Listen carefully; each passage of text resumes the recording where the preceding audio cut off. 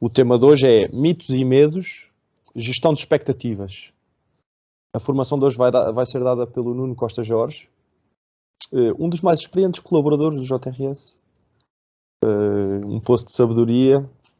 O Nuno abre a boca e saem pérolas de acolhimento e integração. E, portanto, podemos aproveitar. E é isso. Obrigado a todos por se irem mantendo nas comunidades de hospitalidade. Àqueles que estão nas comunidades ainda em semente, obrigado por se irem mantendo. Coisas estão para acontecer em breve, muito em breve, coisas grandes. Aos das comunidades de hospitalidade mais ativas, muito obrigado pela continuação do bom trabalho. Em Lisboa estamos ao rubro outra vez. No Porto mantemos a limpeza e o recheio das casas e as famílias vão chegar. Já temos datas de chegada, por isso vamos a isto. E é isso. O que te parece, Nuno? Podemos começar ou não? Sim, desculpem aqui o atraso. Hoje foi muito estranho aqui o trânsito para a margem sul. E estou há 2 horas no trânsito, mas já, quem mora na margem sul já habitua-se a estas coisas estranhas. Mas está perfeito começar. Acho que já passaram 4 minutos, 5 minutos. Acho que já... bem-vindos, obrigado por esta segunda sessão deste conjunto de 4. O tema que nos traz hoje aqui é assim mais estranho, talvez mais desejado, menos técnico, mas não menos necessário do que o anterior. Vocês recordar que no anterior falámos muito de conceitos, alguns conceitos jurídicos, de organização, de definições do que é um refugiado, um reinstalado, um recolocado. Falámos de programas de acolhimento e para quem não está muito dentro destas áreas, isto às vezes surge assim como alguns chavões, não é? De recolocação, reinstalação, que isso é. Hoje as coisas parecem assim um pouco, à partida, os nomes, ou seja, gestão de expectativas, os mitos e medos, não é? Parece tudo muito mais senso comum.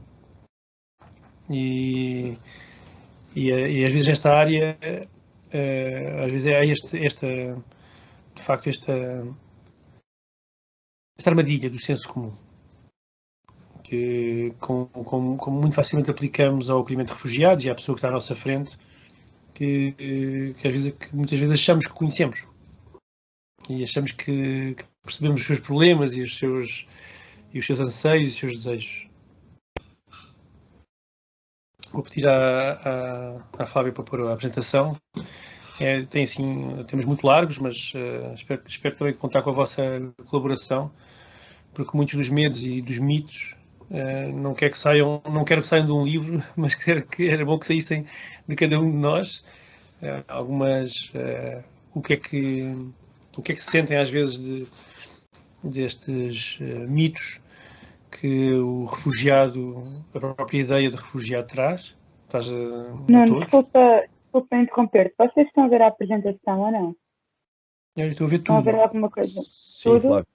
Não só a apresentação, mas também um bocado do menu. Agora Sim. Estamos bem? Estamos. Exato. Bem. Boa. Eu acho que consigo, mesmo assim, ver quem está, não é? Sim.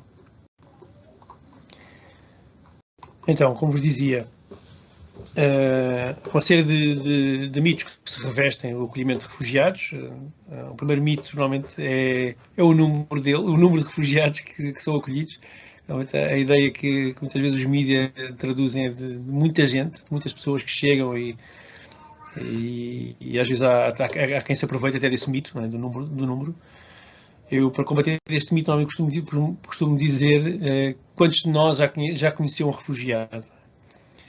Muitas vezes, quando somos convidados a falar destes temas, pergunto quem é que já conhece um refugiado ou quem é que conhece uma família de refugiados.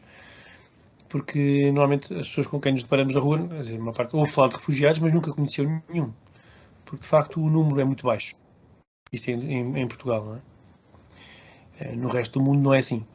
E este é um dos primeiros mitos que nós temos muitas vezes, que é de que há refugiados em todo lado e que, como nós todos passámos por 2015 pela chegada dos sírios, e a palavra que se usava muito era a vaga, uma vaga de refugiados. E fica-se com a ideia, né, de que uma vaga, não é? Parece que de facto é uma coisa imensa. Mas na verdade, para o único país europeu onde isto foi de facto atinge números grandes foi a Alemanha. Não sei se identificam com isto, com este mito do número. Quantos de vocês já ouviram ou já discutiram já com amigos os números de refugiados em Portugal? Há quem consegue, desde que aconteceu a crise na Síria, a Primavera Árabe, alguém consegue dizer um número de refugiados já foram acolhidos em Portugal, ao abrigo desses programas de acolhimento, de apoio a esses refugiados que vieram da Síria para a Grécia e para a Itália? Em Portugal? Sim. Diria que 1.500 à volta dos recolocados ou reinstalados, dos 2.000 e tal que eram esperados. Não sei, pois mais os reinstalados. Não chega a 2.000. 2015 a 2019, talvez. Sim, 2015 a 2020, 2019. Os números, alguém sabe quais as cotas a que Portugal se propôs a receber na altura?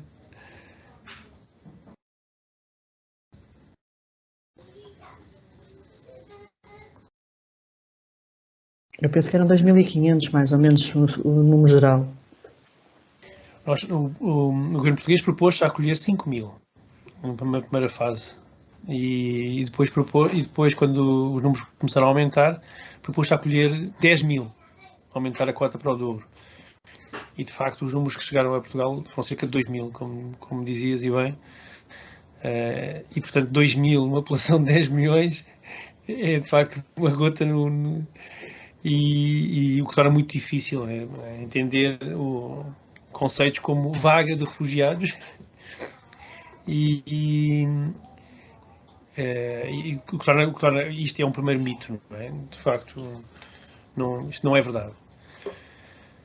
Não existem números tão grandes que há de facto vulnerabilidades grandes e pessoas com necessidades grandes, e isso torna possível, às vezes, nós podemos bater-nos por discriminação positiva, por acessos mais rápidos, acessos melhores, e às vezes também há esse mito de que os refugiados têm muito dinheiro, têm programas muito dinheiro que lhes é dado nos programas de acolhimento. E a próxima pergunta que vos faço é se alguém sabe qual é que é o valor mensal que um refugiado recebe num programa de acolhimento, recolocação e reinstalação? Cerca de 100 euros.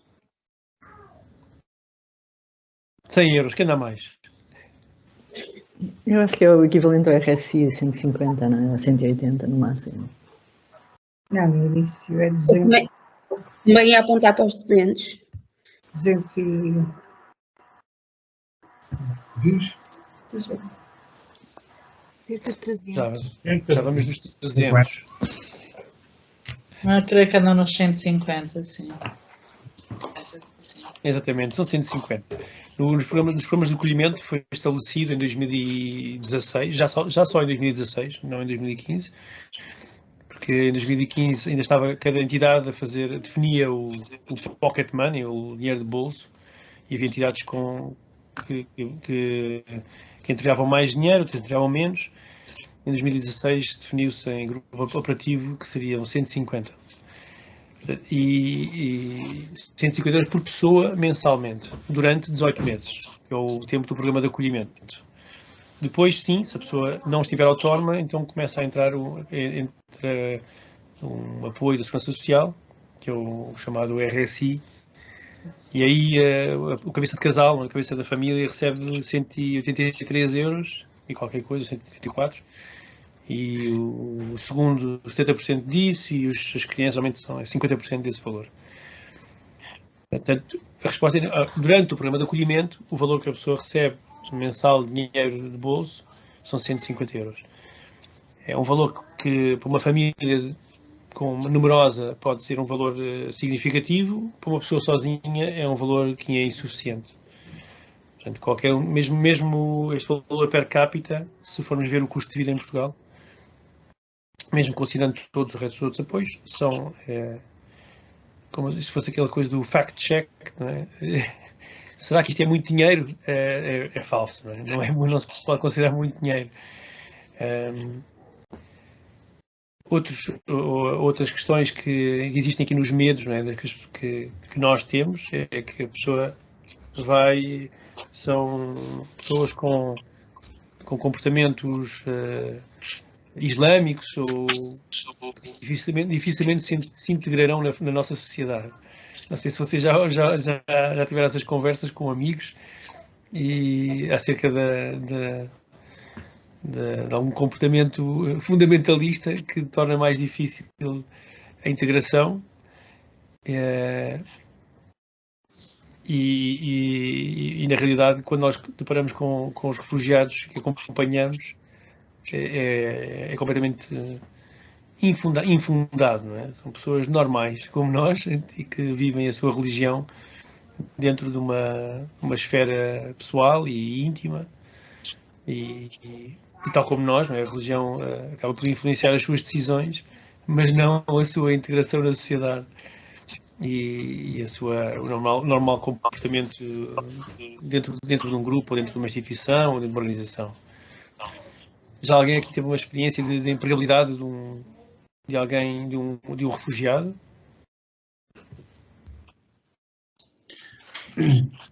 Sim, que infelizmente não ocorreu muito bem, mas ajudei. Dentro do programa de reinstalação. No programa de reinstalação. E qual foi a razão, já agora, se me permite, João? Eu acho que foi depois enganado pelo empregador e depois aquilo deu problemas na segurança social que ainda não estão resolvidos. Acho que foi mesmo um dos maus exemplos, infelizmente. Mas já houve muitas entidades que envolveram a ajudar e acho que não conseguiram dar a volta. Ela agora está num programa de formação da IKEA e acho que é bom, mas só é part-time. Mas já afetou bastante infelizmente. Não sei porque as coisas acontecem, não aconteceram. Sim, acho que também é... E neste momento ele está a fazer formação e está cá há quanto tempo? Essa pessoa? Ela entrou como CPR no início de 2000 e... Ela está aqui, já acabou o programa de acolhimento e...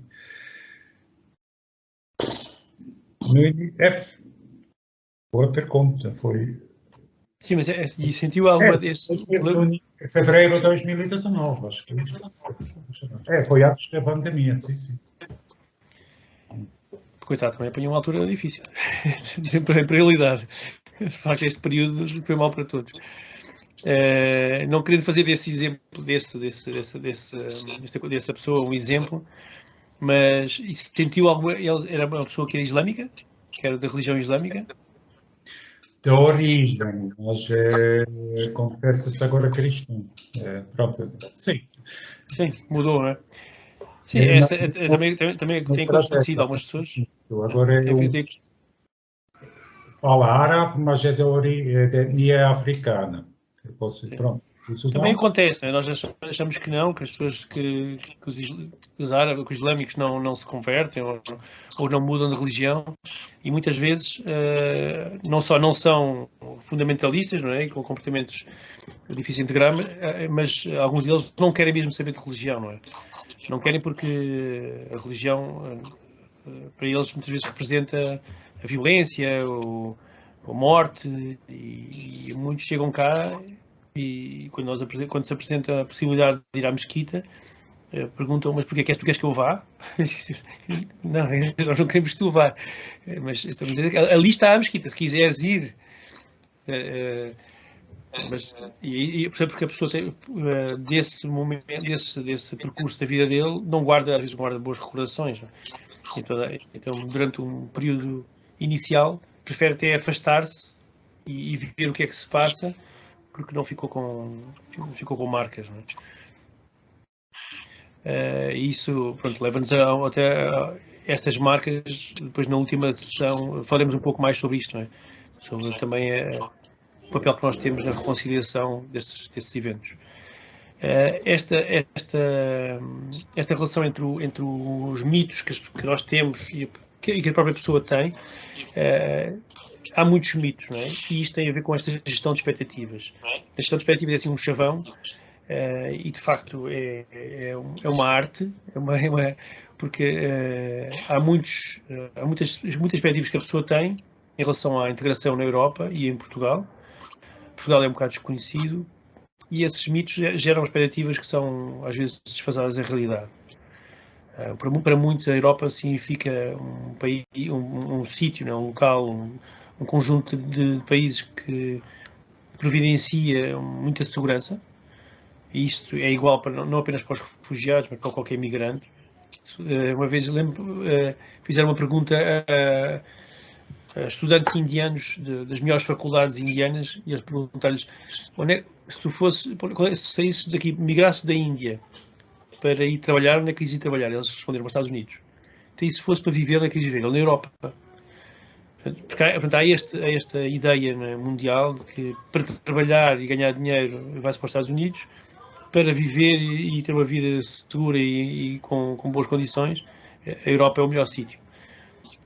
E este é entre o mito, não é? que tem um quê de realidade, não é? Que está enraizado em factos, não é? De facto, os Estados Unidos têm um mercado de trabalho muito ativo. Procurar trabalho, encontrar trabalho, fazer e ganhar dinheiro é relativamente mais acessível, onde isso é muito valorizado, o esforço que a pessoa faz, a procura de emprego e de se autodeterminar. E a Europa, que é um país que, de facto, muitas vezes promove, ou pelo menos protege as pessoas mais vulneráveis e dando condições para aquelas pessoas que ainda não conseguiram criar a sua própria autonomia. E aí, muitas vezes, no meio, cresce uma expectativa em algumas pessoas, alguns refugiados, que, por mais mal que me corra, eu tenho sempre quem me sustente, não é, na Europa. Existe sempre uma segurança muito grande. Coisa que em muitos destes países onde as pessoas vêm, isto não existe, não é? Não só em várias áreas, não só na área económica, mas também na área da saúde, por exemplo. Quer dizer, as pessoas não estão habituadas a que estando doente e não estando a trabalhar, não tendo como pagar, existe uma solução. Ou então sabem que na Europa existe uma solução e então acham que todas as soluções estão ao seu dispor. Então, há aqui um desfazamento entre aquilo que existe de facto, não é? E este é o trabalho que quem acompanha refugiados, e não estou a falar apenas dos técnicos, mas todas as pessoas, sejam voluntários, sejam pessoas, colegas de trabalho, é o trabalho que nós que são convidados a fazer, que nós somos convidados a fazer, não é? Entre aquilo que existe de uma ideia de Portugal, de Europa e de Portugal, não é? Existe a realidade que muitas vezes é uma realidade mais dura, muito mais dura em Portugal do que se calhar não, em França, de certeza, não é? Em termos de apoios sociais, que às vezes é uma realidade mais dura em termos de custo de vida, porque é de facto mais difícil em Portugal.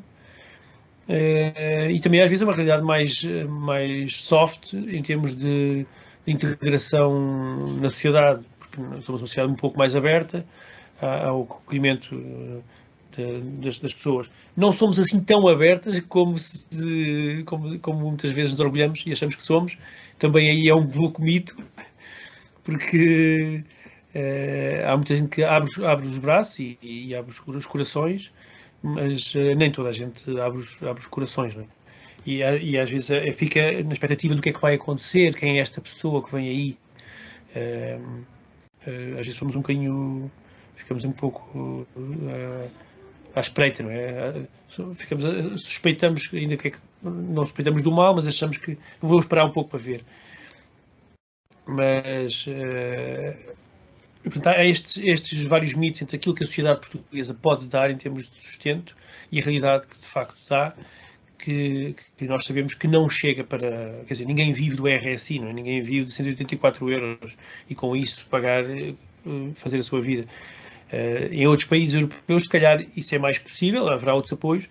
Em Portugal, essa realidade é uma realidade diferente. E é o que é. Pode haver lugar a lutar contra isso, em sede própria, mas na nossa gestão de perspectiva da pessoa que está à nossa frente, e que é o nosso papel, e é aquilo que vocês são chamados e que nós somos chamados, né? Esta gestão de perspectiva da pessoa que nos apresenta à nossa frente e que por vezes acha que não tem segurança suficiente para procurar um trabalho porque não sabe português ainda o suficiente, e cabe-nos a nós dizer, não, esta é uma experiência que tu tens que fazer. É normal, é normal insegurança, é normal que o teu português não seja perfeito, mas tens que fazer essa experiência. E também dizer que viver do RSI não é possível, não é? É uma experiência muito desagradável. E há outros que acham que o português não é necessário porque eu quero ir trabalhar e porque preciso trabalhar sem ter consciência da sua real capacidade de sem um mínimo básico de português, será muito difícil aguentar-se num determinado trabalho, ou relacionar-se com os colegas, porque naquele sítio ninguém fala outra língua, ou a pessoa fala inglês, mas no sítio para onde vai há pouca gente fala inglês, ou porque não tem condições neste momento em termos de saúde mental para agarrar uma oportunidade de emprego. Portanto, agarrar essa oportunidade de emprego ia ser uma oportunidade queimada porque a pessoa não está bem. E acolher a pessoa nessa expectativa de que não se vai realizar já a vida que ele sempre desejou, isso é um trabalho de quem acompanha. Os Estados Unidos, eles são de facto muito, muito mais duros neste acolhimento. Eles dizem, isto é um bocado difícil de digerir, mas eles dizem, não esperes que tu vais ter uma vida boa nesta vida. Os teus filhos talvez, mas o normal é que a partir da terceira geração é que essa vida seja acessível nos Estados Unidos. E dizem isto de caras. Isto é de facto uma dureza muito grande. Dizer logo abertamente, olha, no teu tempo de vida, aquilo que tu achas que podes alcançar, não esperes. Talvez os teus filhos consigam. Entre isto, que é muito duro, e a realidade que também tem a sua dureza, é o nosso trabalho. E isso é gestão de expectativas. Entre aquilo que as pessoas dizem de que eu não consigo aprender português e a realidade que não é possível aprender português de uma forma organizada, de uma forma mais informal, isto é o nosso trabalho de gestão de expectativas. Dar aqui um salto também para a gestão de expectativas das próprias instituições de acolhimento, das comunidades de acolhimento, dos voluntários. Muitas vezes têm expectativas em relação a um refugiado e às vezes, e se quem já teve experiência com refugiados, muitas vezes já passou por isto, que é a expectativa de que a pessoa vai ser muito grata por aquilo que nós estamos a fazer e que vai ficar muito agradecida porque Portugal o acolheu. E não é assim, não é? Muitas vezes não é assim. A pessoa, lá está, mas também tem a ver com essa expectativa que a pessoa traz, que o país lhe vai dar, e a instituição de acolhimento que lhe vai dar, e depois não se realiza. E depois nasce um sentimento de ingratidão, de frustração, de que não me deram, de direitos que não foram concedidos. Os filhos a irem para a cama. E, portanto, neste trabalho que nós temos, gestão de expectativa da família, da pessoa que nós estamos à nossa frente, é algo que depois, quanto mais cedo ele começar, melhor é a gestão de expectativa da própria pessoa, do voluntário, da instituição de acolhimento, do grupo, da comunidade de acolhimento. Porque quanto mais a pessoa está dentro da realidade, menos frustrado vai ficar e também a própria comunidade de acolhimento pode estar com ele dentro da realidade e não da realidade que ele vai ser muito agradecido, ou que ele vai aprender português muito rápido, ou que se vai esforçar e vai ser capaz de fazer o curso superior que eu acho que ele tem capacidade para fazer. E isto é algo que tem que ser trabalhado. Há muitas instituições de acolhimento que apostam as suas fichas todas por exemplo, nos estudos, na capacidade dos jovens, ou de alguém que acha que tem capacidade, uma capacidade muito grande, para continuar os estudos, ou para tirar um curso superior, ou para tirar um curso profissional, e muitas vezes desfazer da realidade, que é o programa de acolhimento são 18 meses, e o curso profissional são 3 anos, e o curso superior são 5. Portanto, e não há apoios no Estado para estudar a quem tem uma família de 3 filhos, ou de um filho sequer. Não há uma residência universitária para uma mãe com um filho, para um pai com um filho, ou com 2 filhos, ou um casal. Portanto, ter esse sonho é bom, mas é uma realidade que vai ser difícil de concretizar nos próximos 18 meses, não é? Porque o próprio programa de acolhimento termina, e terminam os apoios. Nós estamos lá, a comunidade de acolhimento está lá para ele, mas depois há toda uma série de apoios que não permitem esse sonho, ou a concretização desse sonho. E, portanto, alimentar esse sonho só gera mais frustração, de parte a parte. A realidade é esta.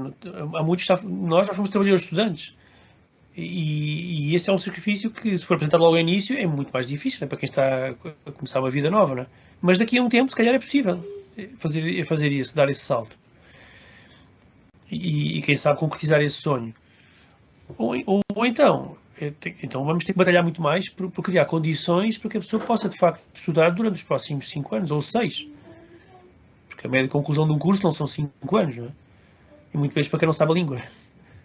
Muito menos para quem não está em ambiente escolar há muitos anos. Portanto, esta é ótimo podermos sonhar com que as pessoas possam potencializar, poder colocar todas as suas capacidades para a sua vida, não é? E se consegue estudar, então porque é que ela não estuda, ou porque é que ela não dá mais, mas esta é a realidade. Nós temos que olhar para a pirâmide de Maslow e pensar, não é? Quer dizer, por mais que ele tenha capacidades para fazer outras coisas, tem que suprir aquilo que é o básico agora, não é? Essencial para a sua vida. E não esperar e não achar que isto vai ser fácil. Outras das expectativas que muitas das organizações de acolhimento têm tem a ver com o final do programa. No final do programa tudo isto se irá realizar de uma forma muito automática. Terminaram os 18 meses, a pessoa sai e está autónoma. E isto não é verdade, não é? Quantas organizações de acolhimento estão a continuar a acompanhar as pessoas muito para além dos 18 meses, 2 anos, 3 anos, 4 anos, porque essa expectativa dificilmente se resolverá e mais rapidamente se resolverá, de facto, se realizará, se nós começarmos a trabalhar logo desde o início para esse horizonte dos 18 meses. Portanto, quanto mais estaremos próximos da realidade do sistema, realidade de Portugal, que Portugal pode dar, e da realidade que esta pessoa consegue dar neste tempo, melhor gerimos as nossas expectativas e as deles.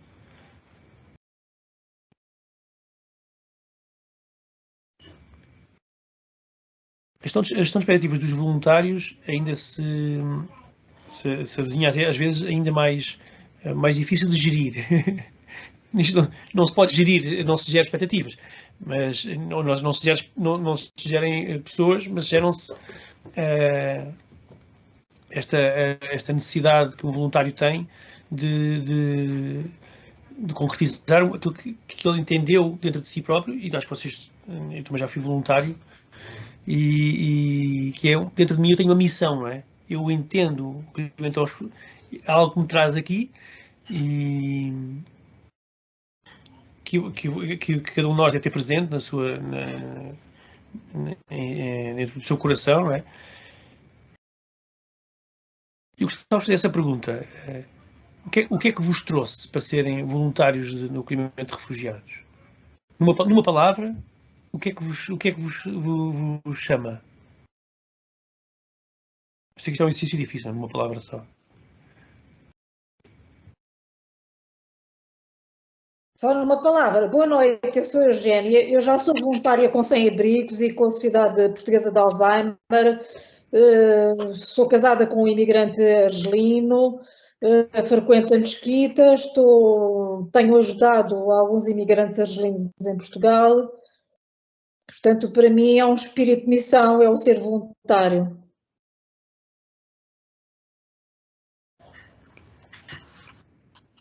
Não sei se me conseguiram ouvir.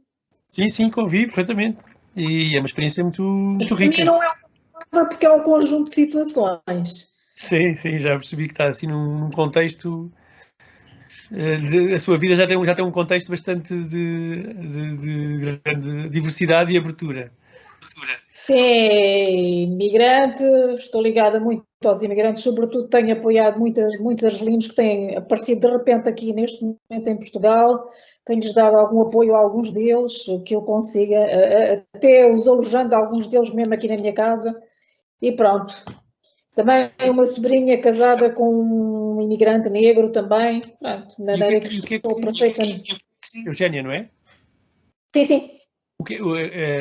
Tem esse contexto, é diverso, mas o que é que a leva a querer fazer isso com refugiados? Porque eu tenho feito com Sem-Abrigos, eu sou voluntária com a Alzheimer Portugal, no Espaço Café Memória, e sou voluntária com a Santa Casa também, e entretanto a Nur Fátima, não sei se vocês conhecem, que trabalha com a mesquita, também estão à minha espera, mas eu com a pandemia restraí-me assim um bocadinho, e digo assim, eu já que estou a ajudar tanto imigrante argelino, porque não ajudar um refugiado? Aliás, onde eu moro, há aqui muitos, que eu moro aqui junto à Alameda, há aqui muito refugiado. Sim, muito. ou pelo menos aqueles que desejam ser. E junto à Alameda são aqueles que fizeram o pedido, não é? Sim, pelo menos esses então têm a expectativa de ser refugiados. Sim. Já me alonguei um bocadinho, peço desculpa. Não faz mal nenhum. A ideia é essa, nós percebemos que um voluntário, ele vem de uma forma voluntária, não é? Ele tem uma missão para si próprio e entende isto, a sua missão, o que vem fazer, como vocês, qualquer um de nós entende, não é? E essa é a expectativa de o que é um refugiado, e é isso que o nosso trabalho aqui, nesta formação, não é? É tentar um pouco encontrarmos aqui nesta cada uma das missões, encontrarmos numa missão. João? Numa palavra só é difícil, mas também o interesse no contexto do refugiado, na história, não, no país. Conhecer mais e aprender. Dália? Desculpa, aqui há interferências, eu não sei se é um problema está aqui comigo, mas vocês estão a ouvir todos bem? Eu estou. É? Ok. Muito bem. Então se calhar devia ir mais perto do router. Podes repetir a pergunta? Eu perguntava, não era uma pergunta, agora estava a dizer que o que é que vos leva, não? Que missão é que vocês sentem para fazer estarem disponíveis no acolhimento de refugiados, para estar a ajudar o acolhimento de refugiados? Eu não sei se ouvi, eu disse interesse. Interesse não. Sim, o interesse, sim. O interesse no tema, o interesse nas outras pessoas e no país, não é? Também, não é? Na cultura. Eu ia usar o termo de capacidade. Se eu posso e não faço, quem é que vai fazer? Esta é a minha teoria. Na disponibilidade da sua capacidade, não é? Silvia? Eu acho que é Silvia, não é? Sou a Silvia. Não, é Alexandra. Alexandra está. É Boa Alexandra. noite. Boa noite. Boa noite, estão-me a ouvir? Boa noite. Sim, estamos a ouvir. Alexandra? Boa noite. Só numa palavra, aquilo que me move é compaixão. Compaixão. Sim, pela situação, por tudo que estão a passar, porque acho que de facto uma situação bastante complicada e difícil e cabe-nos a todos nós, se pudermos ajudar para diminuir o sofrimento que estas pessoas passam nos processos desde que saem dos seus territórios até conseguirem finalmente parar e ter paz. Acho que é isso que me move. Eu já sou voluntária também com refugiados na Cruz Vermelha. Dei apoio escolar a crianças refugiadas. Isso levou-me a ir aprender árabe, levou-me a já ter frequentado ações de sensibilização do CPR, entre outras coisas. Eu trabalho na área da proteção civil e, portanto, é uma área que me tem vindo a interessar imenso e tudo o que eu puder fazer para ajudar, se tiver ao meu alcance, farei, estou disponível. Obrigado, Alexandra. Nada. Silvia, acho que levantou aqui a mão. Sim. É muito difícil uma palavra, mas eu diria que a palavra que eu escolheria era solidariedade. Solidariedade enquanto construção de redes, solidariedade enquanto possibilidade de construção de caminhos alternativos. Eu sou arquiteta de formação e urbanista e trabalho as questões de direito à habitação para grupos vulneráveis. E de há uns anos para cá que foquei-me na questão dos refugiados e trabalho com o Fórum Refúgio Portugal já há 2 anos e, portanto, também tenho uma experiência próxima de refugiados e de ex-refugiados, pessoas que se transformaram em portugueses nacionais, que se naturalizaram.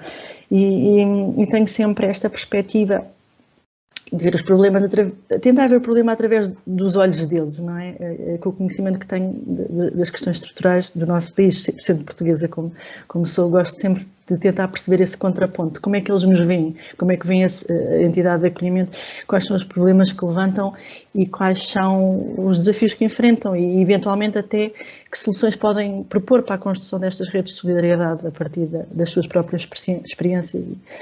Então, o que me move aqui, como estou agora no Algarve, é tentar fazer esta ponte para a descentralização, porque os refugiados estão todos espalhados por Portugal e há um forte conhecimento, ou pelo menos há algum conhecimento já sobre o que é que acontece na área metropolitana de Lisboa, mas sabemos pouco sobre o que é que está a acontecer em termos de diagnóstico efetivo do que é que está. E é importante também perceber e tentar contribuir para ajudar reforçando as redes internas, não é? Não só de Portugal para fora, mas dentro de Portugal. Acho que não é fácil perceber o que é que está a acontecer. Da parte estão a acontecer coisas muito boas.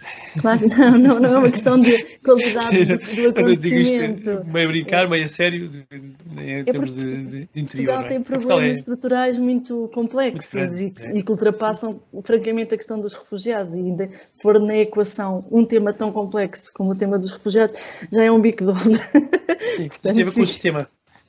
Solidariedade é uma boa, acho que dá para resumir bastante aqui a missão da Alexandra. Silvia? Eu sou a Silvia. Silvia Viegas está a falar. A Alexandra já falou, não é? Já. É Anabela Velez.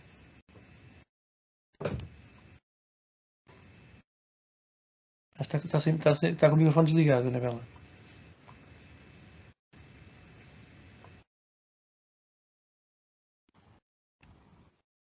Já está? Agora? Agora sim. Agora sim. Boa noite a todos. Eu vou roubar um bocadinho daquilo que já foi dito e juntar numa palavra que não é fácil, não é? Mas a alteridade será aquilo que me move, porque a resiliência que eu tenho na vida e que todos temos um pouco no nosso próprio país, de certo é numa dimensão estratosférica a que traz um refugiado, não é? Porque é numa dimensão extra-humana quem sai por vontade própria ou é obrigado a deixar as próprias raízes para fazer um caminho que muitos de nós nem nunca consegue calçar sapatos para perceber o percurso feito, não é? Um bocado assim. E como trabalho na área da saúde, com utentes, portanto eu sou assistente técnica e trabalho numa área com idosos, na rede de cuidados continuados. Pronto, também já fui voluntária na área com sem-abrigo, na Associação Casa, continuo a ser, não é? Mas agora um bocadinho mais parada com estas coisas da pandemia e sair de Lisboa, estou em Setúbal. Há sempre esta vontade de conhecer estes percursos de maior resistência e de resiliência, porque também nos adicionam, não é? Nos fazem crescer como seres humanos e pronto, é uma alteridade com uma partilha de tudo o que já foi dito. Portanto, gostava de poder contribuir, agora que também tenho mais disponibilidade, apesar das ocupações pessoais e profissionais, mas sinto que o refugiado ou o estrangeiro ou o idoso ou o sem-abrigo são pessoas desprotegidas quando recorrem à saúde. Às vezes são Como é que poria todas essas pessoas o que é que junta, o que é que une essas pessoas todas? Na área... Idoso, sem-abrigo... Sim. O que é que... Adivinha-se aí uma palavra, pelo menos. Redes de apoio, não é? A ausência de redes de apoio tantas vezes, quer familiares, quer estruturais no país. Quer... Numa palavra, posso dar-lhe uma palavra? Claro que sim. É vulnerabilidade. Completa. Os idosos, os sem-abrigos, são pessoas com as faltas de redes de apoio causam mais vulnerabilidade, não é? Sem dúvida. É essa a palavra. São todos esses nesse... Sim. Eu acho que sim. Eu acho que nota-se aqui em todos os... Sem querer... Em todos os que até agora já comentaram, acho que tem isso em comum, não é? Acho que há uma abertura muito grande ao outro, não é? Há essa disponibilidade. E um outro que como diz bem, não é? Que diz que é vulnerável, não é? Sem dúvida. Obrigado. Obrigado pela oportunidade de estar aqui. Obrigado nós. Eu acho que é a Rufina e o António. Levantaram a mão. Boa noite a todos. Boa noite. Eu faço voluntariado na Caritas e estou com refugiados há 12 anos. E uma palavra para mim será o acolhimento, porque será fundamental a forma como essas pessoas forem acolhidas. A partir daí todo o processo desenrolará, mas o acolhimento será seguramente, isto, na minha perspectiva, fundamental. Na parte do voluntariado que nós desenvolvemos, fazemos portanto, o acolhimento, o acompanhamento e a integração dessas pessoas, com base também na aprendizagem da língua portuguesa. Rufina, e está na Caritas de onde? Porto Alegre, Diocesana de Porto Alegre. Porto Alegre, é bom saber. E tem acompanhado muitos refugiados lá? Sim, muitos. Aliás, agora não tantos, mas inicialmente chegámos a ter, com crianças e tudo, 50 e tal, 60 pessoas. Isso é uma rica experiência. E numa palavra, acolhimento. Mim, obrigado. Sim. Obrigado, Rufina. Obrigado. Eu julgo que é Mariana Nunes Silva. Sim, exatamente. Eu definiria talvez servir como a palavra ideal. O que me trouxe à par foi mais o facto de atualmente estar num mestrado de Direito e Economia do Mar, com a vertente dos refugiados, e sempre me interessar muito por estes temas, e o meu pai ter estado em cenários de guerra como o Afeganistão. Portanto, é uma razão muito pessoal e também de ajudar sobretudo o outro, tanto com o serviço de jesuítas, como, ou seja, servir sobretudo o outro em todas as formas. Quer dizer que ela tem alguém em casa que já lhe trouxe um pouco do que é que se passava lá? Sim, bastante até. Então, um dia convidamos o seu pai? Sim. Sim, depois também é interessante. Sobretudo a pessoa que me trouxe aqui foi mesmo a Matilde Sadema, por um testemunho que ela deu há uns anos, porque esteve num campo de refugiados na Grécia e marcou mesmo muito, e toda a experiência, toda a envolvência, pronto, trouxe-me aqui. Bom, muito obrigado. Recordo-me só a palavra que disse, que... Serviço. Serviço. Isto é um bocado jesuíta aqui. A nós é muito cara essa palavra. O serviço. Marília? Olá, boa noite, eu sou Marília. Boa noite. A palavra que me ocorre é dar a mão. É o que me ocorre, e eu estou aqui porque sou casada com um estrangeiro, um refugiado, um afegão, e estou neste momento no processo de tentar trazer o resto da família para aqui. E conheço a realidade do Afeganistão, já visitei várias vezes, e depois de vermos, queremos mesmo muito dar a mão. É o que me ocorre. Há quem tenha dificuldade em calçar os sapatos dos outros, mas no caso não é o seu caso. Não, eu já os calcei. Isso é uma riqueza. Dar a mão. Exato. Obrigado. Helena? Olá, boa noite. Eu acho que hoje em dia que se fala tanto no combate ao desperdício alimentar, e eu sou voluntária também no Banco Alimentar e na ReFood, mas agora que estava aqui a ouvir falar, digamos, o que é que pode significar para nós o ajudar, ou trabalhar, ou apoiar, ou servir os refugiados, eu acho que é também uma forma de combater o desperdício daquilo que cada um de nós tem e que pode ser aproveitado, utilizado, valorizado, e que de outra forma não havia forma de o utilizar ou de o não desperdiçar. E não é não é tempo, é uma série de coisas que eu acho que nem sequer conseguimos nomear. Portanto, é combater aquilo que nós temos e que de outra forma se calhar não poderia ser utilizado. Compreendo o que eu quero dizer. Cada um de nós tem algo que, se a gente não o fizer, vai ser desperdiçado, não vai ser aproveitado, não vai ser útil.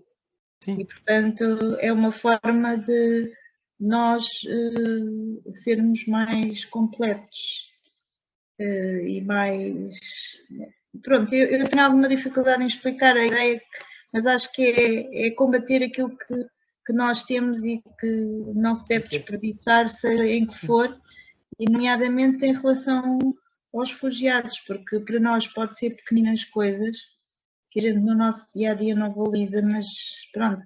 Eu estou a falar isto porque esta semana houve aqui a questão das roupas quentinhas para o inverno, e desde segunda até hoje, pronto, eu já tenho aqui, amanhã uma colega vir buscar e pronto, tudo isto não é as roupas em si, mas foi aquilo que cada um de nós conseguiu não desperdiçar ou conseguir fazer em equipa. É isso. Sim, muito obrigado.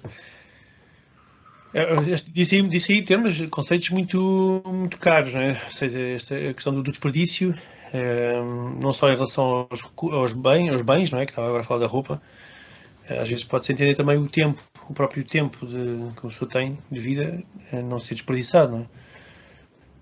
E às vezes pode fazer confusão que pessoas tenham acabado de ter as suas vidas em segurança agora, às vezes consigam desperdiçar o seu tempo. Nem sempre é fácil lidar com isso. Eu espero que quem trabalha com refugiados, e nós próprios também já passámos por isso, às vezes é difícil de gerir isso, né? Gerir essas emoções entre nós, de ver alguém que teima em desperdiçar. Não só, e isto é aquilo que eu sou chamado aqui a falar com vocês sobre isto, não é? Não só o desperdício dos recursos que as sociedades hoje em dia têm e que devem ser postos em uso, principalmente daqueles que têm dificuldade, que não têm acesso ou dificilmente têm acesso, mas também saber encarar que a liberdade das pessoas, não é? Respeitar a liberdade da pessoa que às vezes desperdiçar o tempo, não é? Que o tempo às vezes também é desperdiçado e que isso também deve ser olhado com humanidade, não é? E este é o nosso objetivo, não é? Alguém dizia que escrevia aqui também empatia, ou mais de uma pessoa escrevia empatia, como mas reparem que numa missão só, que é o acompanhamento de refugiados, tantos conceitos se juntam aqui e tantas missões, não é? Tantas palavras diferentes para expressar tantas missões como quantas pessoas estão aqui. E portanto, isto é... Sim? Posso? Claro, quem fala? Sou Eugénia. Posso? Há pouco estava a falar da religião muçulmana. Aquilo que eu digo às pessoas é que não tenham medo, porque eles não... A religião em si não faz mal e eles também não. Eu acho que se deve tentá-los perceber. Eu próprio frequento a mesquita, portanto tentem compreender e tentem respeitar o espaço deles e o espaço de orações. Há pouco, quando falavam nos muçulmanos e na religião, eu queria intervir exatamente para dizer que é só respeitar um pouco o espaço de cada um e cada um convivemos todos bem.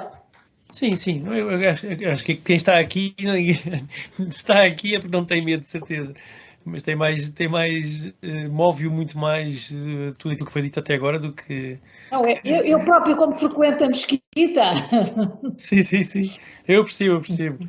Eu acho que tudo aquilo que nós estamos aqui a falar é aquilo que nos move, não é? Que é superior a qualquer receio ou medo, e por isso é que nos move, não é?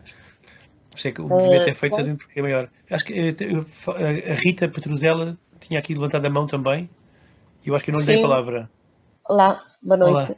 Eu sou a Rita, eu sou italiana, mas trabalho aqui em Lisboa e pronto, acabei já o meu mestrado em Relações Internacionais há alguns meses e pronto, estou muito focada no tema da imigração, também fiz o meu trabalho da tese sobre isto, sobre o retorno voluntário assistido e pronto, eu acho que a palavra para mim é pertença, também o meu sentido de uma outra pessoa, de querer fazer parte de um outro país.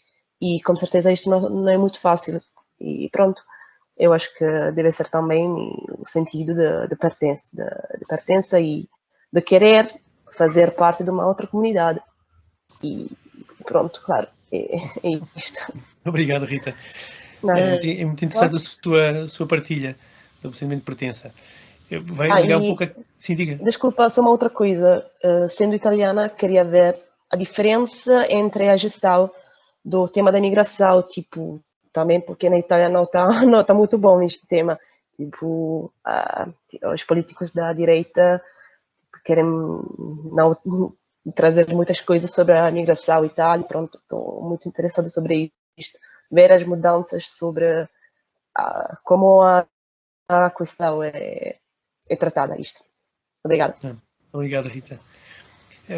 Isto vem desde aquilo que eu estava a dizer um pouco, não é? O que a Rita estava a dizer do sentimento de pertença. O sentimento de pertença é próprio de cada um, não é? A Itália também tem muita riqueza de regiões e pequenas regiões, e isso também se revela até dentro da Itália, não é? Dentro do país há sentimentos de pertença, não é? Quem está nos Açores, no Alentejo, traz os montes, há este sentimento de pertença, e quando muda de um sítio para o outro, há qualquer coisa que se perde. E isto é o que eu estava um pouco a dizer, olhar para a pessoa no seu tempo que tem de programa, não deixar de o respeitar, às vezes até na sua incapacidade de agarrar aquilo que lhe está a ser dado e desperdiçando os recursos que lhe são dados. Mas porque sabemos que a própria pessoa está a passar por um processo de integração, um processo de, muitas vezes, esse processo de pertença, muitas vezes implica perda, porque eu, para adquirir a língua portuguesa e falar a língua em português, falo menos na minha língua. O tempo é um só, não é? Eu, se não consigo cozinhar a minha comida, eu tenho perdas, não é? Do meu sentimento de pertença a uma determinada cultura.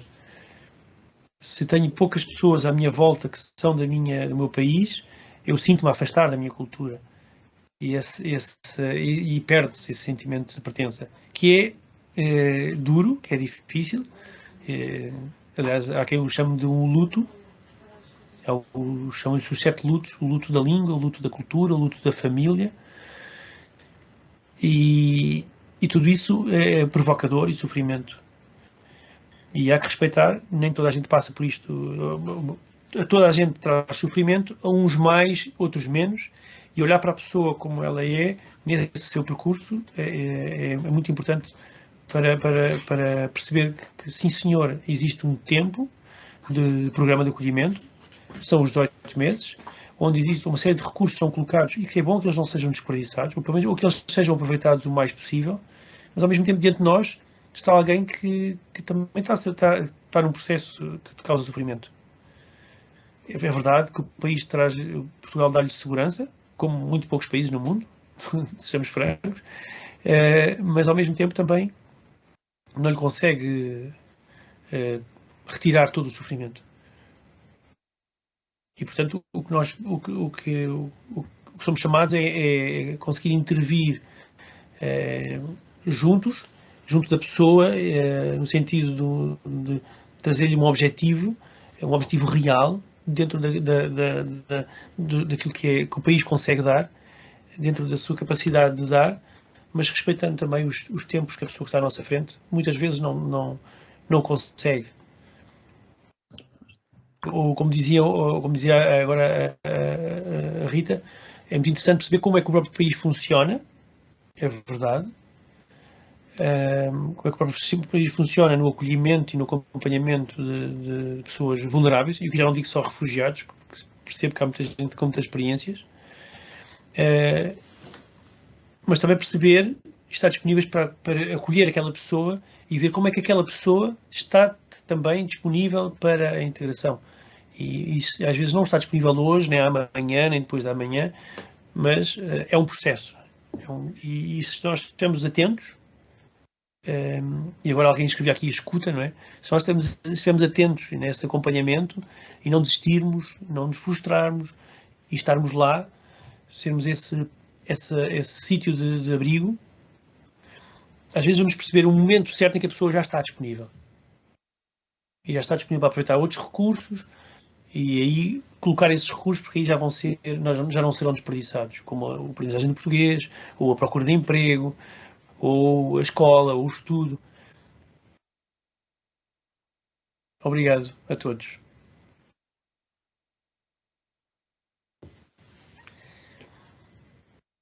Espero que o que falámos agora aqui seja uma ajuda para a realidade que se vai apresentar. Esperemos nós que falávamos aqui de Lisboa, e esperemos que esta realidade que se encontra em Lisboa também queremos que se espalhe pelo país todo.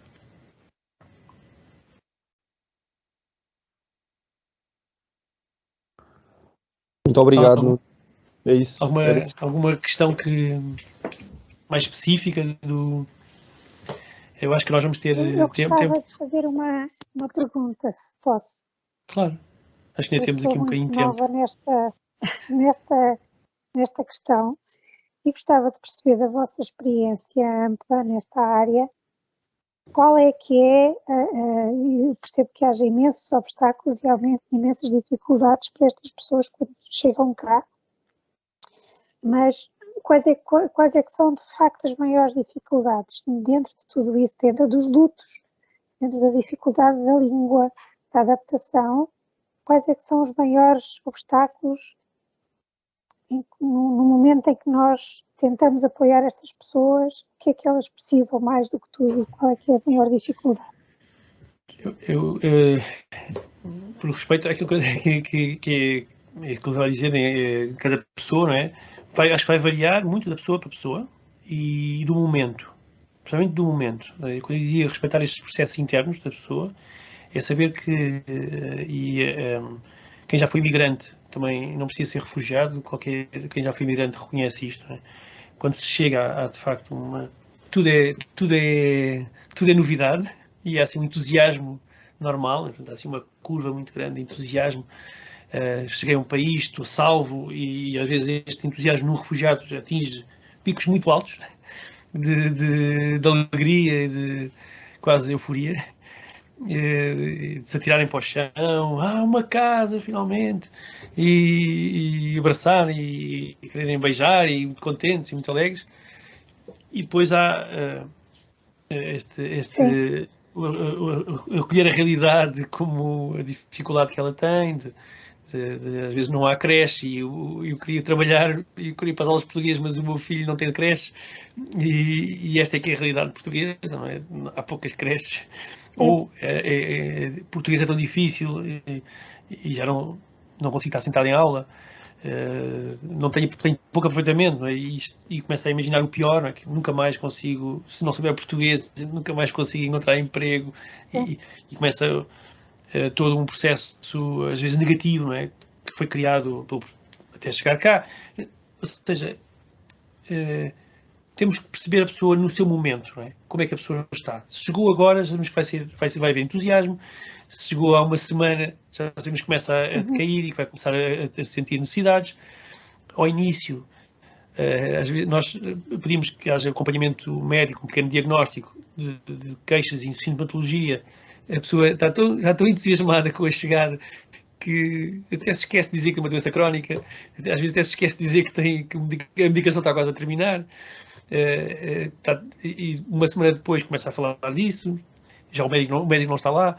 Ou seja, há que perceber que este tempo com a pessoa, muitas vezes, vai sendo feito de pequenos momentos, não é?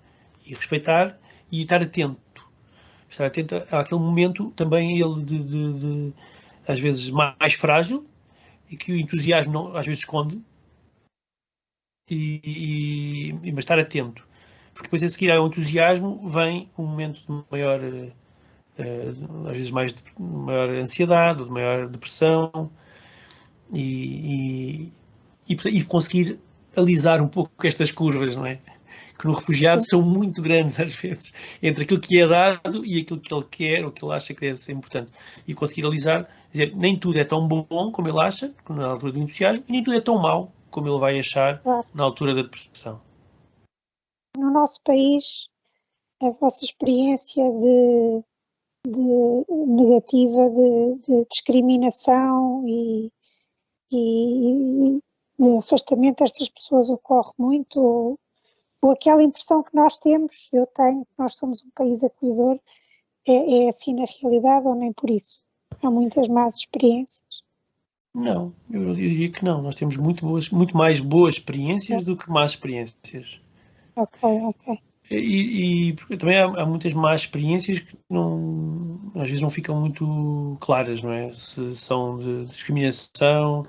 Nós, os portugueses, temos muito o dom de discriminar sem o dizer abertamente. Sim. E isso revela-se muito, por exemplo, num processo que é difícil, que é o de procura de casa. Quantos senhorios quem se bate à porta e que depois dizem que outra pessoa outra pessoa chegou primeiro ou apresentou melhores condições, e é difícil, de facto, a um migrante, a um refugiado, apresentar melhores condições que um português. Não é? E mesmo assim, mesmo tendo melhores condições, e às vezes empregos estáveis e com bons ordenados, às vezes são preteridos de uma forma muito suave, e é uma discriminação suave, mas é uma discriminação. E o acesso a bens escassos, como é o caso, por exemplo, da habitação, em Portugal, nota-se. Sim. Obrigada. Nada. Também por isso é aqui lançar um convite. Esta é uma necessidade que vai acontecer pelo país fora. Não é? A habitação é, de facto, um dos obstáculos à integração. A habitação é um dos obstáculos em Portugal, para toda a gente. E como dizia alguém, quem não tem rede de apoio, mais vulnerável fica. Não é? Mais vulnerável está. E aí um convite, aí já não queria tomar o lugar do Luís, do convite às vezes a uma ação antidiscriminatória, às vezes de uma forma muito concreta, não é? Através de pessoas que têm casas para arrendar, por exemplo, que podem ser senhorios, não estou a dizer para dar a casa, mas que podem ser senhorios, mas com esta capacidade de não discriminatória, não é? ou ao contrário, não é? Com uma discriminação positiva. Eu tenho uma casa para arrendar e quero arrendar uma casa a um refugiado, por exemplo. Isto é muito importante, passar esta palavra. Temos alguns casos desses para procura de emprego. Há algumas empresas que vêm ter connosco e dizem que eu tenho um emprego e quero dar esse emprego a um refugiado.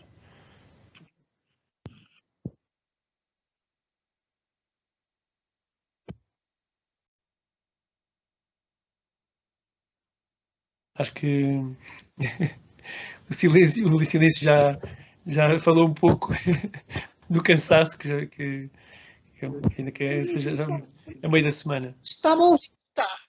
Sim. Temos a Sílvia Viegas, que quer fazer uma pergunta, que tem a mão no ar há bastante tempo. Sílvia. Era só a grande questão, ou uma das grandes questões, é precisamente a transição, acabando a parte do acolhimento, não é? Do apoio institucional, dado pelas instituições de acolhimento. E aí é que é o grande imbróglio, não é? Que agora a sério, não é? Agora acaba o apoio e agora a sério. Como é que... E isso realmente, a questão da habitação é dramática, era só o testemunho que eu gostava de dar, sobretudo, imagino que também um processo de acolhimento seja difícil, mas se é difícil tendo, digamos, o apoio das instituições e tendo a cara das instituições para garantir o financiamento da habitação, quando eles estão sozinhos, então, como estamos muitos nós e muitas pessoas em vulnerabilidade, é realmente uma das coisas complicadíssimas, o tema da habitação, do acesso à habitação, é um dos grandes fatores de segregação. Pronto, as pessoas em maior situação de vulnerabilidade têm ainda mais dificuldades e isso são questões muito difíceis de contornar porque têm a ver com questões de políticas públicas que são definidas a outra escala, a escala governamental, e sobre o qual a sociedade civil a única coisa que pode fazer, e já é muito, é influenciar. É pressionar, é tentar alertar para... Sim, pode fazer isso. Mas não temos muita margem de manobra.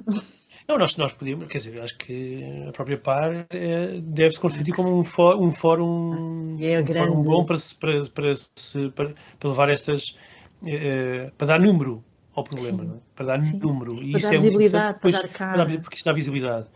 Agora, há outra coisa que nós podemos fazer, de facto, e aquilo um pouco o apelo que eu estava a fazer é ter a coragem de fazer discriminação positiva. Eu sei que o problema da habitação é um problema de facto, provavelmente, talvez não o maior, mas talvez o maior, digo, mas isso aí não queria ser polémico, mas é um problema de facto para toda a gente, é um problema na decisão de ter filhos, por exemplo. Como é que se pode querer que haja continuação da população portuguesa, de haver um crescimento populacional, se não houver filhos, e a casa, não é? A habitação, é óbvio que entra nessa equação. Haver creche ou não haver creche, haver escolas ou não haver escolas. Tudo isso entra na equação de qualquer pessoa que constitui família, que quer integrar uma sociedade. A única coisa que dizemos é que um refugiado, um migrante, ou uma população vulnerável, um idoso, tem, pelas suas características de vulnerabilidade, maior dificuldade. E que, portanto, por essa dificuldade, e neste caso nós estamos a dizer em relação ao refugiado, por essa dificuldade acrescida, por essa vulnerabilidade, deve ser passível deve ser passível de fazer discriminação positiva, seja através de políticas públicas ou não é o nosso fórum, não é políticas públicas, seja através da atuação da compaixão. E alguém dizia aqui solidariedade, compaixão, e fazer atuar isso que é a nossa missão, faz parte da missão que foram falado aqui, poder pessoalmente discriminar positivamente, e ninguém nos impede, né? Se uma pessoa tem uma casa para arrendar, ninguém o impede de arrendar a quem ele quiser. E se ele quiser arrendar um refugiado, por que não? E se essa pessoa, nós podemos sensibilizar e fazer nascer nele também essa missão de compaixão e solidariedade e puxar para esta missão, por que não?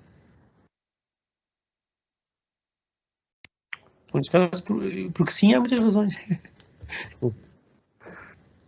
Nuno, parece termos mais uma pergunta da Rita Petruzela, não tenho a certeza se é uma levantada de há bocado ou se é uma questão nova. E penso que pode ser a última, talvez, que já vamos avançados. Ah, não, desculpa, já falei. Peço desculpa, deixei a mão. Muito bem. Então, talvez possa eu fazer uma pergunta. Posso? Posso? Eugénia, pode. Diga.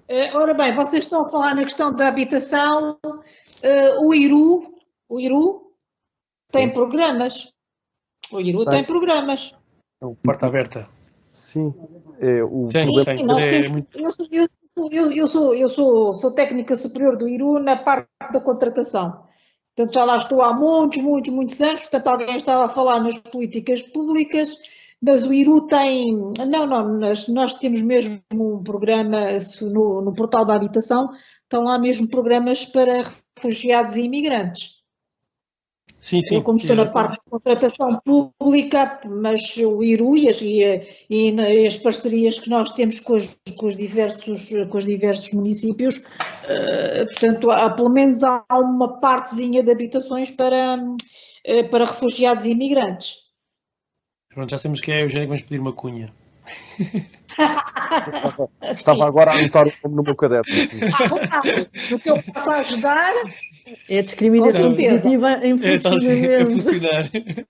A funcionar. Nós sabemos da essência do IRU, que tem este obstáculo, tem que ser através das câmaras municipais e que toma o seu tempo. Não é? Leva o seu tempo, que muitas vezes não é compatível com um processo de integração com o tempo a contar. Mas é uma questão interessante e eu acho que a Eugénia pode ser uma das nossas convidadas só para o tema da habitação. E acho que é um tema que por si só merece. Sim.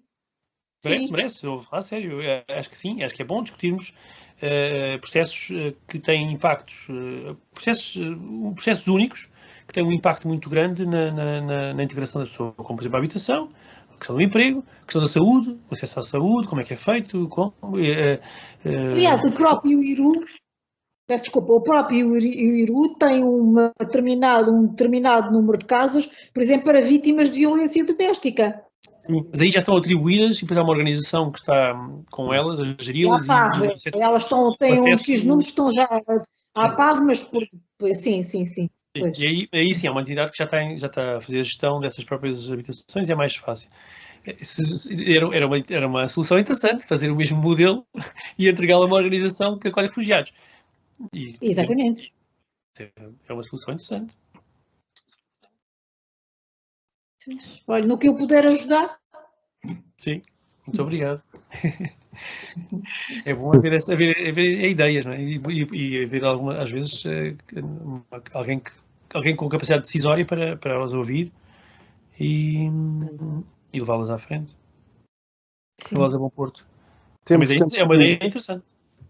Temos tempo para uma última resposta à Ana Rezende, Nuno? Sim, da minha parte. Eu sei que é um bocado tarde, mas eu estou em dúvida de ter chegado atrasado.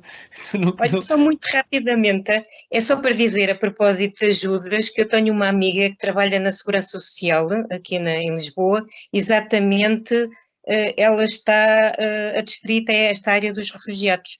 Portanto, também se for preciso alguma coisa, de certeza que eu posso pedir-lhe apoio nela. Portanto, ela trabalha mesmo no setor dos refugiados, na Segurança Social. Era só isto. Muito obrigado. Eu acho que se é aqui em Lisboa, então nós devemos conhecê-la. Sim. Boa. Sim. Nuno, posso ficar com a última pergunta? Claro. Então, eu como voluntário, assim que eu puser um pé no terreno, o que é que eu não devo esperar de uma família que me seja dado a acompanhar? Estás sem microfone. Estou claro. A propósito, pode dar tempo a pensar. Queimou-nos a todos com uma palavra e agora o Nuno em 3 palavras.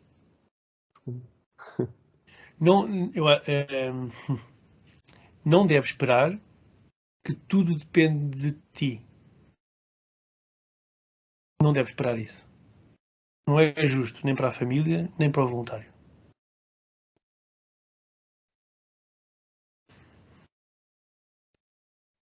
Dormirei mais tranquilo, Nuno. Obrigado. Isso é importante. É importante dormir tranquilo porque no dia seguinte há mais coisas para fazer. Isso. Obrigado a todos. Obrigado a todos. Obrigado a todos por terem ficado. Boa noite a todos. A próxima sessão será no dia 24 de novembro, daqui a 2 semanas. E o tema será Gestão da Boa Vontade, o lugar do voluntário e a ação integrada. Muito bem. Boa noite. Cá vos esperamos. Muito obrigado. Obrigada. Muito obrigada. Tchau, tchau. Obrigada. Boa noite. Boa noite. Boa noite a todos.